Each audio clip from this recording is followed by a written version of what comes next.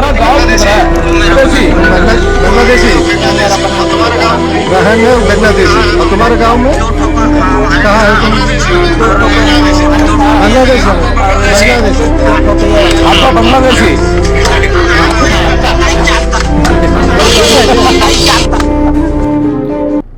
Forensic surgeon കൂടി പറയുന്ന കുറച്ച് കാര്യങ്ങളുണ്ട്, അതൊന്ന് കേട്ടോക്ക്, എന്നിട്ട് ഞാൻ പ്രതികരിക്കാം.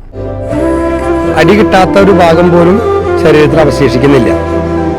ഒരു ക്രൂരമായ ഒരു മർദ്ദനം, അതുവഴി രക്തം പുറത്തേക്ക് പോയിക്കൊണ്ട് ശരീരത്തിന്റെ വിവിധ ഭാഗങ്ങളിലോട്ട് രക്തം പോയിക്കൊണ്ട് ഒരാൾ മരിക്കുന്നു.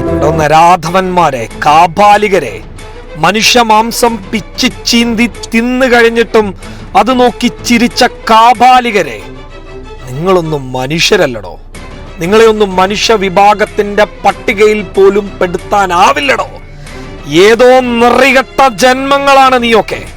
ഒരു മനുഷ്യൻ അടികൊണ്ട് അവന്റെ അവസാന നിമിഷത്തിലേക്ക് കടക്കുമ്പോൾ പോലും അവൻ ബംഗ്ലാദേശിയാണല്ലോ, അവൻ ഇന്ന മതസ്ഥനാണല്ലോ എന്ന് പറഞ്ഞ് ചിരിച്ച് അതിൽ പൂണ്ടുവിളയാടി ആഘോഷിച്ച നരാധവന്മാരെ, കാലം നിങ്ങൾക്ക് ചിലപ്പോൾ ഇവിടുത്തെ നിയമത്തിന്റെ കോടതിയിൽ മാപ്പ് തന്നേക്കാം. പക്ഷേ ഇതൊക്കെ കണ്ടുകൊണ്ടിരിക്കുന്ന ഒരാളുണ്ട് എന്ന് ഉറച്ചു വിശ്വസിക്കുന്ന ഒരു മനുഷ്യനാണ്. കാലത്തിന്റെ കാവ്യനീതി നിങ്ങളെ വിട്ടുപോകില്ല. അവരാവർത്തിച്ച് ചോദിച്ചൊരു ചോദ്യമുണ്ട്, നീ ബംഗ്ലാദേശിയല്ലേ എന്നുള്ളത്.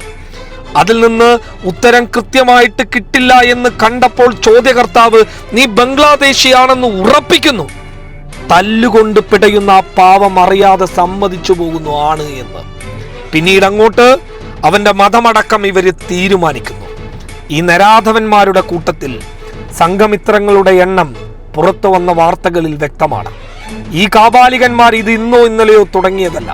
പ്രിയമുള്ള മനുഷ്യരെ, ഏതോ നാട്ടിൽ നിന്ന് പണിയെടുക്കാൻ വന്ന രാം നാരായൺ എന്ന് പറയുന്ന ഒരു പാവപ്പെട്ട മനുഷ്യൻ, 2 മക്കളുടെ അച്ഛൻ, അവസാനം വഴിതെറ്റി ഏതോ ഇടത്തേക്ക് ചെന്നു കയറിയത് ഈ നരാധവന്മാരുടെ ഇടയിലേക്കാണെന്ന് തിരിച്ചറിയാതെ പോയ ഒരു മനുഷ്യൻ കൊല ചെയ്യപ്പെട്ടത് UP-യിലോ അല്ലെങ്കിൽ മധ്യപ്രദേശിലോ രാജസ്ഥാനിലോ ബീഹാറിലോ അല്ല, ദൈവത്തിൻ്റെ സ്വന്തം നാടായ നമ്മുടെ കൊച്ചു കേരളത്തിൽ. പ്രതിഷേധമുയരണം മനുഷ്യന് വേണ്ടിയിട്ട്. ആവർത്തിച്ചു പറയുന്നു, മനുഷ്യന് വേണ്ടിയിട്ട് പ്രതിഷേധമുയരണം.